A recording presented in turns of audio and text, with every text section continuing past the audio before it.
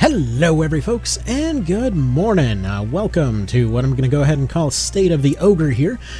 Basically, we wanted to do a bit of an annual breakdown here of the different devices to actually go and play the Ogre series on, and kind of why you'd want to. So first of all, you know, Reborn came out. It's a modern, quote-unquote, definitive version, so why on earth would you play different versions of the same game? Well, funnily enough, despite 3 of the now technically kind of 5 or 6 or 7, depending on how you want to count it, different versions of Tactics Ogre existing, and most of them being on the same engine even, it's an interesting case where pretty much every version has its own little kind of pros and cons section to consider here. And so that's kind of why you'd want to try to have as many different versions on one device as possible. At least I prefer to do so. I'm sure I'm not the only one, but anyway, let's kind of get into that. So first thing to understand is that the roles for all of these games are going to be different, and the roles as well.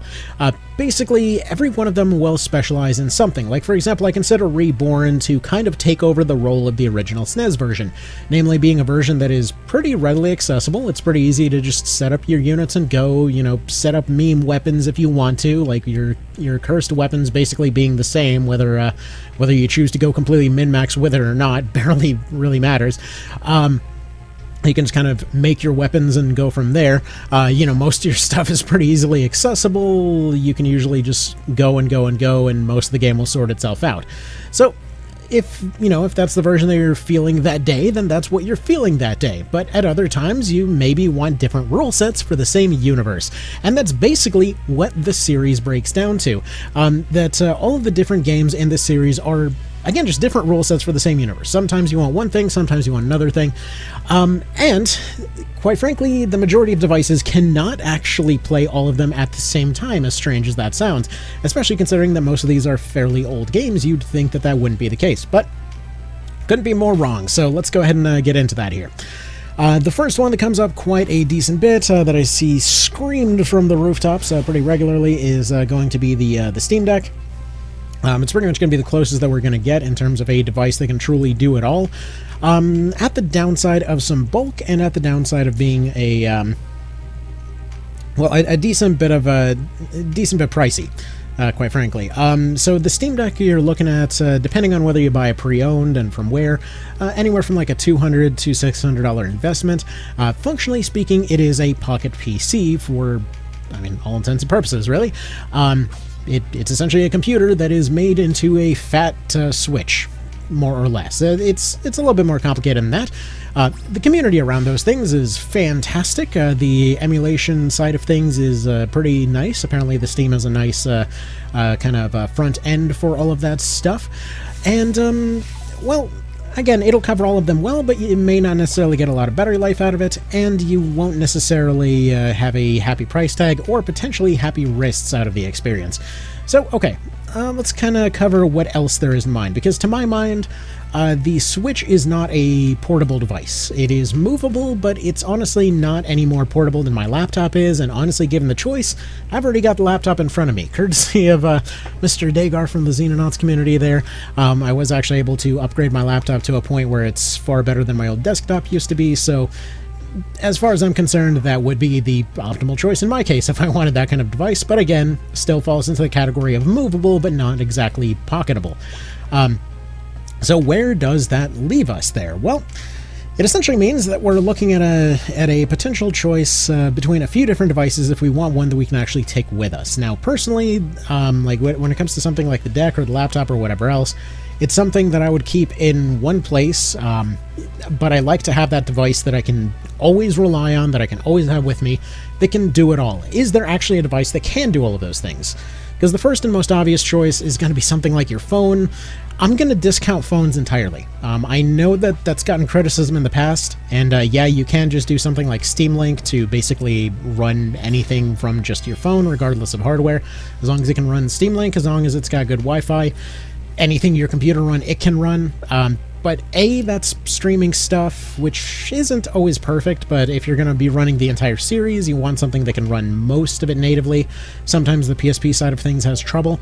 Sometimes the N64 side of things has trouble. It just kind of varies from phone to phone, and it's just too large of a discussion to really get into.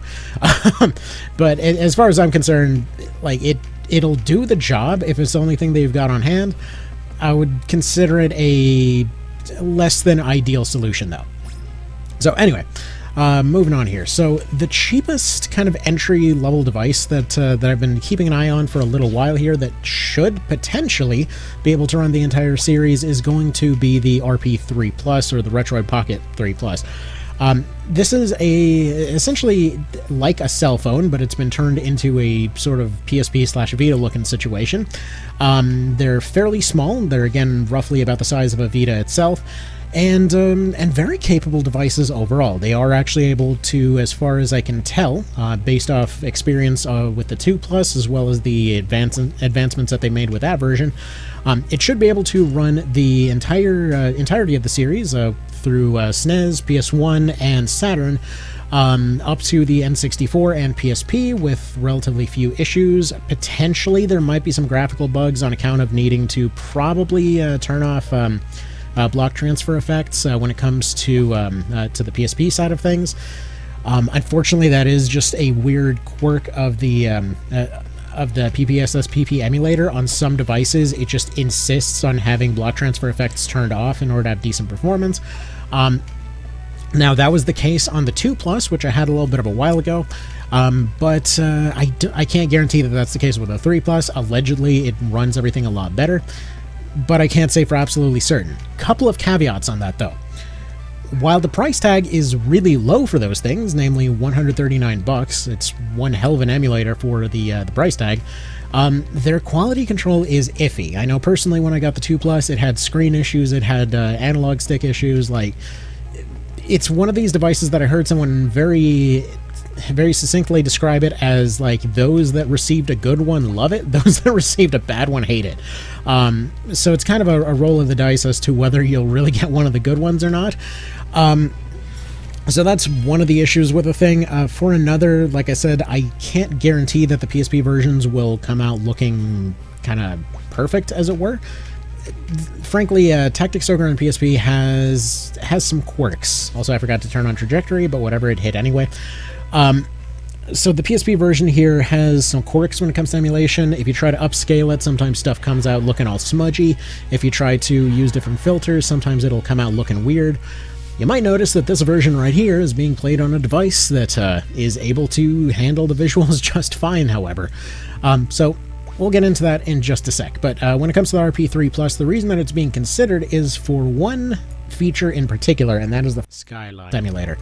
Namely, it allegedly can potentially run Reborn natively. Is that guaranteed? No. I have not been able to track down somebody that has both Reborn on Switch on a modded Switch rather, to move it over to that device to test if it'll work. I have not been able to find somebody that has the RP3 Plus and a modded Switch and Tactics Ogre at the same time. I've been trying to ask for a while now, but I've had no luck. Based off other things that we've seen running off the RP3 Plus, I would say hardware-wise, it should be able to handle it, I think. Basically, a lot of Reborn is, functionally speaking, it's literally the same engine and everything else as the PSP version. It just has some different visuals, some different backgrounds to better fit what's going on. So either way, it should be able to handle it, but I can't be absolutely positive they would handle it. I was going to test it. I was really strongly considering testing it, and then when I went and tested my my Switch to see if it actually was truly moddable, unfortunately it turned out that mine had actually been patched at some point, and yeah, it was not actually moddable, unfortunately. So I managed to actually have a Switch with both the worst battery life of the original version, but also the unmoddability of the newer versions. So, good purchase on my part.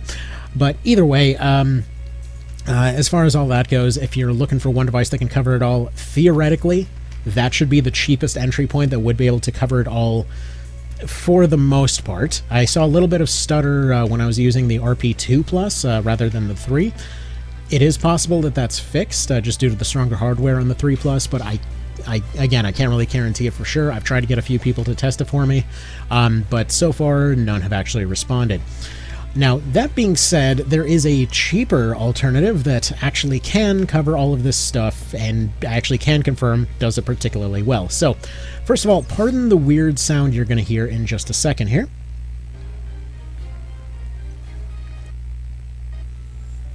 So, bear in mind that there's going to be a little bit of a buzzing sound in the background here because of it's something to do with this cord that I'm using. For some reason, it's just the home screen that has this buzz, but to my mind, still the best device for the cheapest amount of money, the best overall value is still going to be this right here, namely the PS Vita. This is a device that you can get for $70 to $100 pretty consistently. The thing to kind of bear in mind here is that these devices might have failed over here in the States, but they did pretty darn well overseas, from what I understand. Not well enough to, warrant another one, considering their idea of a follow-up to this was just adding some frickin' handles to an iPhone, but still, as far as all this stuff goes, you can still get these devices for about, again, $70 to $100 on eBay. If you get one of the Asian models, I'm pretty sure, like mine, there's a pretty decent chance yours is going to come brand new in the box, because they made quite a few of them over there. So, just so you know, these are very easily moddable at this point from the device itself. You don't even need to go through the computer stuff anymore. You can basically just mod it from the browser of the system itself. You've basically got all the features that a Switch does and then some. And on top of that, it can natively run pretty much the majority of the series. So, just so you know, the PSP and Vita were designed, obviously, to play PSP and PS1 games. They were designed to cover all the Sony library, full stop. Now, the cool thing is that they can cover everything except for the Saturn ports, which doesn't particularly matter. Now, in my book, here's kind of how the math breaks down. Let me turn this volume down a little bit. As far as I'm concerned, when it comes to the original versions, so we're talking like Tactics Ogre SNES and Ogre Battle SNES, they got ports in two different cases. These were two different companies that were handling these different ports. The PS1 versions and the Saturn versions are pretty much entirely different, bizarrely enough. Like, for example, the Saturn version of Tactics Ogre got voice acting, but was only in Japanese, whereas the English version got a slightly different camera angle and was otherwise identical to the SNES version with some better performance. Meanwhile, on the Ogre Battle side of things, when it went to the Saturn, they got recolored sprites, that is to say, like, they reflect their in-world colors and whatever else. They have the colorization that they do from other parts of the series, which sounds nice until you realize you can't tell what's going on in the mess of rainbows, but also they turn around to face other units, which again seems nice until you realize that it doesn't actually play any realistic part. I don't really know why they added that feature in there. Either way, between the different versions, generally speaking, in my opinion, the PS1 versions just run the best, are the most stable, and have the most quality of life features. Like for Ogre Battle Limited Edition on the PS1 there, they added a lot of extra tooltips, they added a lot of extra little features, unique characters keep their unique colorization when you switch them to other classes. A lot of the descriptions for stuff were redone in a way that was just more understandable. As far as I'm concerned, it's by far my favorite version of all of that stuff. And I'm sure you might have potentially heard the argument of, well, it's got some loading screens. Those loading screens take less time to go through than the additional text boxes from the SNES version. Technically, the Saturn version has the quickest overall performance, but it's also the most annoying to emulate. So ultimately, I would say that this is the best version in my eyes, but obviously everyone will have their own preferences here or there. That's just kind of my argument on that one. Anyway, so the PSP stuff, though, and you might notice there's 3 different Tactics Ogres down there on the bottom. You've got the original PSP version, you've got the Japanese balance, which actually plays a lot more like Reborn there. And additionally, you have the incredible One Vision mod, which is by far the most feature-rich of the entire series. Basically, the One Vision mod is something that I was recommending for years, and it's just one of these cases where it took the PSP mechanics, kind of like Reborn did. It took the existing PSP mechanics and it redid them in a way that made it strategically more interesting. What you have to understand, though, is the mentality behind all of these different versions, okay? So like the original SNES version and Reborn, for example, have a major focus on immersing you in the story. They have a major focus on making it just narratively strong there, right? Whereas the PSP version down here will essentially it's essentially going to be the strongest from an RPG perspective. It gives you the most overall progression to build towards, gives you a bunch of skills to rank up, gives you the most passives to work with, and expands your builds on a character sheet level to a degree that is ridiculous. The One Vision mod, on the other hand, essentially takes a lot of... It basically adds the most overall features from a strategic standpoint, as well as generally just giving you the most stuff to play with, while also making the system, I mean, pretty much by any measure, the most balanced. So, for example, Reborn's version of this was to expand the amount of available slots on everybody, whereas One Vision kept the limited slots, but made each of the pieces matter a decent bit more. So, for example, while the PSP version of, like, the male Hauberk or something like that would just be a bump in defense that kept it viable for most of the game, in this version you have, you basically have just a heavier shirt that will... It'll essentially end up performing a lot better versus physical attacks, but leave you a little bit open versus magical ones. So a helmet, for example, would complement that well enough by giving you better overall defense, whereas some units might potentially want to go for something like this, like stacking one particular kind of defense over everything else. Or in some cases, like most weapons were given a lot more passive effects and things like that, or additional effects on hit, or just additional skill bonuses and stuff like that. Like, the overall strategic features are by far the farthest in One Vision, if you're wondering. If you've ever heard the argument for One Vision being the definitive version, that's what that's all about. Because strategically, One Vision is the strongest, story-wise, Reborn is the strongest, RPG-wise, the original PSP version is the strongest, and then if you just want to be confused out of your mind, you have the original PSP release in Japanese, which... the version that I have here shouldn't even have the DLC on there, because I dumped it off of an original UMD, so I'm hoping... I never actually did finish testing whether that had the DLC or not, but either way, it's just kind of funny that that there's just all these different versions, and it's such a pain to get running on all of them. But anyway, point being, if you're playing on a PSP or a Vita, they don't have the emulation quirks. So what I've shown so far can be done on both PSP and Vita. But we get into the Vita exclusive stuff. So, for example, for N64, for Ogre Battle 64, Daedalus X64, have you heard 64 enough yet, is going to handle that one particularly fine. Basically just as simple as just launching the thing up and, you do this whole kind of thing. Pretty much everything on the Vita is going to be fairly simple to set up at this point. Most of it is fairly straightforward. It just goes, it checks for its updates. If you are looking to run specifically Ogre Battle 64, pick up the nightly version. I've had a video separately on getting this one to run on the Vita. But you pick up the nightly version. For whatever reason, that's the one that ends up having more compatibility with OB64 in particular. I'm not exactly sure why. But either way, alright, we'll just skip over that real quick. Don't know why it has that weird beep, ignore that.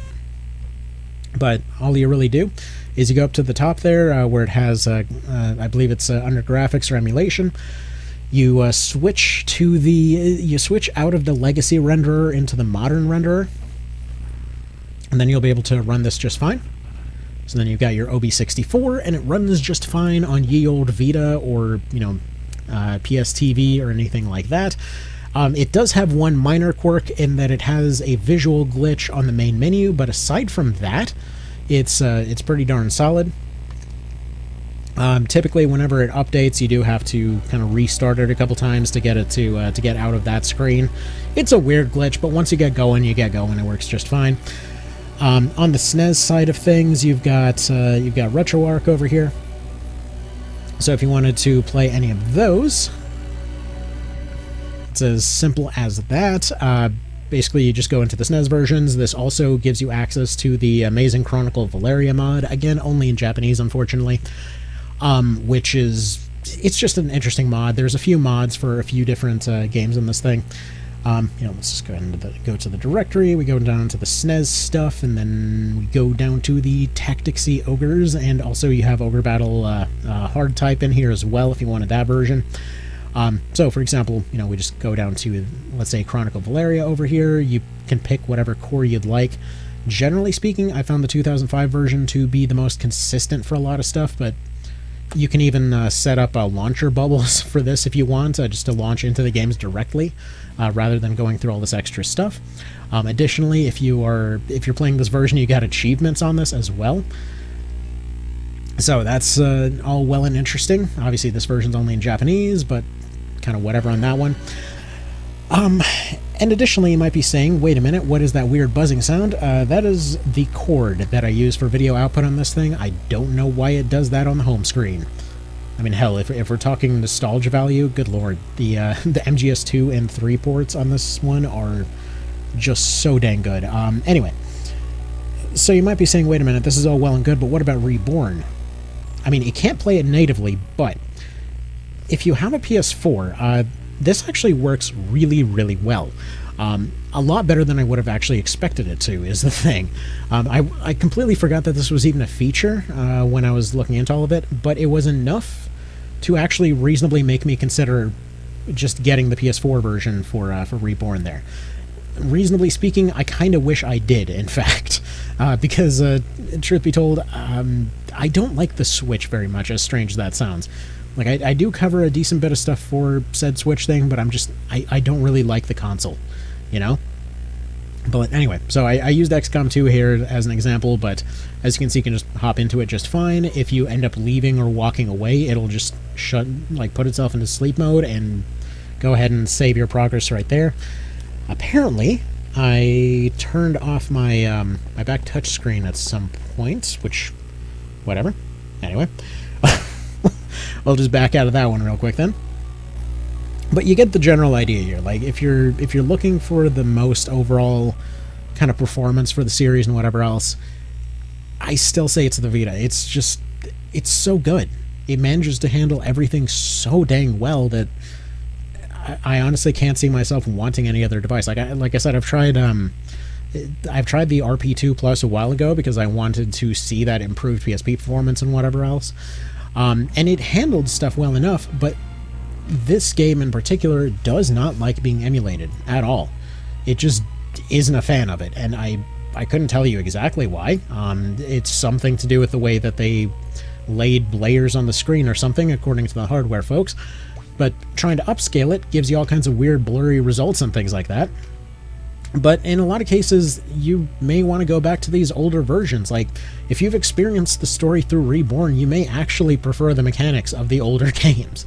And I know that seems weird to say considering they're using the same engine. But for example, one of those things that I really missed in the remake was stuff like this, where you would basically tailor your armor to be immune to certain debuffs, where you actually had like a kind of a thought going on in the background of more or less creating a synergy between all your equipment and your skill list and stuff like that. Or like, for example, the solo for the original version here consisted of going and trying to come up with as many immunity debuffs at the same time, while kind of creating a unit that can somehow crowd control by themselves, manage to have just enough avoidance for just enough things to make it through seemingly impossible scenarios. And overall gameplay wise, like, this is why I was suggesting something like the 3 Plus earlier, because technically if you can't live without the fast forward, then yeah, that would be the device for you. If you've gotten used to something like the usual speed of this game, then this would end up working just fine. If you absolutely need your scout mode, then you'd definitely be on Reborn. But I know personally, when playing these different versions, when I want to think about RPG stuff, or when I want to think about doing the strategic stuff in One Vision and stuff like that, I personally prefer playing it on a smaller handheld when I'm out and about.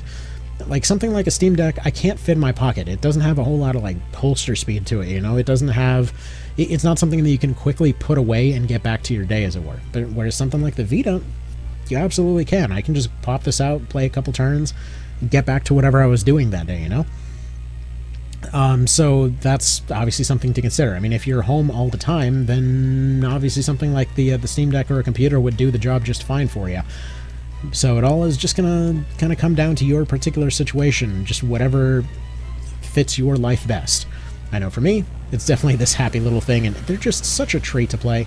Like, I mentioned this before, but personally, my favorite way to actually keep this thing, because I'm always worried, like when it comes to Vitas and things like that, they weren't exactly the most popular thing in the world, even though you can get the Asian models for fairly cheap. Like, it's one of these things that I always have this paranoia in the back of my head that it'll break and I won't be able to replace it, which is why I was looking into a 3+ to begin with. But like, I know in the case of this device here, like I just got this rubber case off of Wish. I have this little camera bag thing that I put it into. Like, not even like one of the padded bags. It's literally just like a little, I want to say there's like a pleather or something like that kind of bag. And basically the little cushiony case keeps it safe enough to the point where that protects it from impacts, but it also, I still want to keep it protected from dust and stuff, so that's why I have this in this little sack and all that. So it's literally just like pull it out, dump it from the bottom, like catch it in my hand, and there we go, it's already good to go.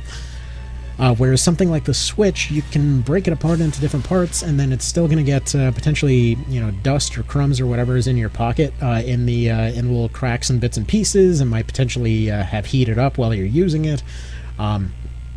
And I don't know, I'm just not a fan of that kind of stuff. It's one of the reasons that I didn't like well, I mean, I liked the 2+, but I ultimately ended up getting rid of it just because, like, it didn't handle Tactics Ogre particularly well. And also, on the hardware side, I just didn't like that it heated up. It just always made me nervous. I'm sure, you know, everyone's going to have different tastes as far as all this stuff goes, but personally for me, that's kind of where that ended up being. But either way, so as far as I see it, again, it's just all different versions of different stuff for the same universe. I just feel like with the Vita being able to run most of this stuff natively, it has the least amount of emulation issues. Generally speaking, it's so dang stable, it never really crashes or anything like that. I don't think I've ever seen this game crash in a normal situation. Like, especially the vanilla version here. The only time I've ever seen it crash is when there's been some kind of hardware complication. Like, or rather, a software complication. Like, for example, there was a time where one particular patch replaced weapons on, like the natural weapon on Griffins, and kind of built in their weapon effect so that they could carry in stills. Which is a weird little technical detail. But anyways, it meant that if you loaded up a save in the middle of that, it caused you to have a Griffin holding a gunblade, which would crash as soon as they tried to swing it. But again, that was one particular patch for, you know, a mod. These kinds of things will end up happening. So, I just figured I'd go ahead and throw that out there. One random detail that I never remembered to bring up in any of the Reborn type stuff there. You might notice Giga Tempest looks way more insane in the PSP version, and if you're wondering why it got toned down, I don't think it was for performance issues, because Andorus still has the same move, which is just a recolorized version of that one right there. But A, it gives Andorus this thing much more gravitas to it, but it also means that it's kind of like doubling as in March of the Black Queen reference. So like the Valkyries and Muses in March of the Black Queen will essentially like spin their spear around and throw down a little lightning storm, and that's what it looks like. I'm pretty sure that's what that one was about, but either way. So yeah, overall, best bang for your buck, Vita. If you're looking for a device that may potentially have a bit more hardware behind it, the RP3 Plus. Technically, you do have like an Amber Neck alternative out there. You could technically make the argument for something like a GPD Win 3 or whatever, where it's functionally just a little portable laptop and you could run all of them natively, but good luck getting a hold of one of those things. Not to mention they're freaking expensive, and good luck if you ever want or need to repair that thing, because it's a pretty honest thing to consider in a lot of cases. I know, especially with with kiddos around, I'm always paranoid about the repairability of any devices that I use. If you're looking for, the best overall value for your money and you're not worried about that kind of stuff, then absolutely, Steam Deck. But, alright. So, hopefully this has been helpful to somebody in terms of explaining both why you'd potentially play these different versions, as well as, maybe explaining why exactly you might go for one version over, or rather one device over another. So yeah, that'll be about that. Y'all have a fantastic one. I hope this was helpful, and take care. See you in the next one.